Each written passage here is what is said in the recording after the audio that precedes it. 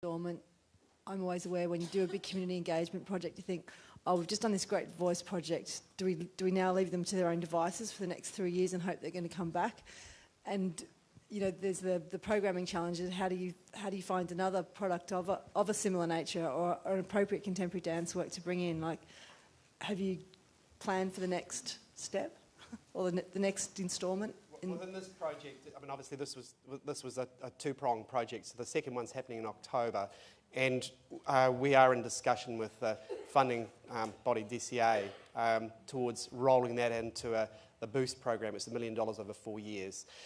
So that's one response, the funding response. The other response, I think, really is as venue managers, we need to be, once you start doing this, you need to continue, you know, and you need to continue to develop certain areas. And this is time intensive, so you can't do it every time, you know. So in Mandurah, we have, through our Riptide Youth, Contemporary Youth Group, we're developing this towards contemporary dance and theatre, and it's a two-pronged approach. We also have another development that we've got underway with Youth Circus, because we have a Youth Circus in town, towards developing an audience for that. The choral sector is another one that I've got these underway in terms of interventions into the community and driving people towards shows. So it's really up to you to know your community and see where the real potential is because of the interest from your local community and try and put those dots together and grow those audiences.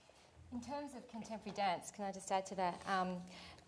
I feel like we're lucky in Western Australia because we have a position like the AusDance position, which is focused on regional engagement with contemporary dance. So it means that while contemporary dance might not get another tour or might be intermittently touring, I'm still existing, having connections and relationships within those communities. So it just helps in a small way to keep some things going on. But some of the other towns have picked up contemporary dance works independently to present and are looking at community engagement strategies independently.